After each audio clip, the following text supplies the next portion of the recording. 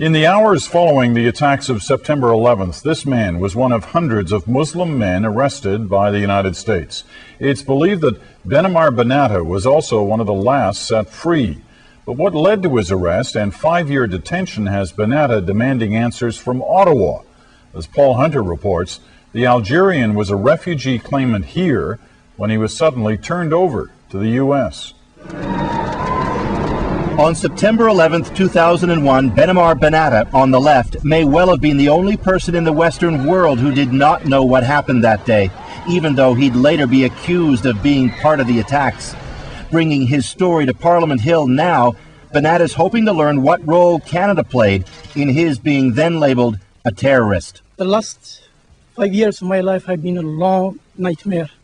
A Muslim and a lieutenant in Algeria's Air Force, BenBatavia fled to Canada via the U.S. September 5th, 2001, claiming refugee status from Algeria. He was held, he says, in isolation at Niagara Falls, Ontario, presuming his claim was moving along. 6 days later, this happened. Unaware of the attacks, BenBatavia says he quickly found himself photographed, strip-searched, and in a police car driven back to the border and handed over to the Americans. BenBatavia soon found himself here, a maximum security prison in Brooklyn, New York, where on the door of his cell they'd put the letters WTC, World Trade Center. I was accused of being a terrorist. I thought my life is over.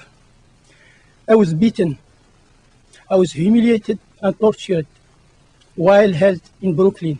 BenBatavia was cleared by the FBI of any links to terrorism after 2 months, but on immigration issues later described by a U.S. judge as a sham, he spent the next 5 years behind bars, mostly at this detention center near Buffalo, before being sent back to Canada last year.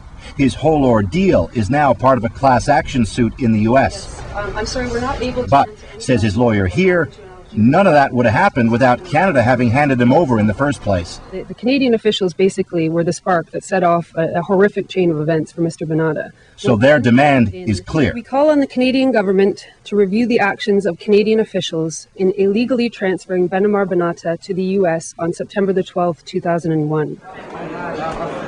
Letters with the same message have been sent to the Prime Minister and to the Minister of Public Safety. All cases like this we look into all the concerns that are being raised.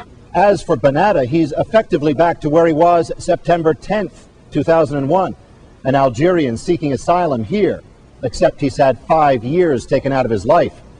And so to the Canadian government that handed him over, his question is why? Paul Hunter, CBC News, Ottawa.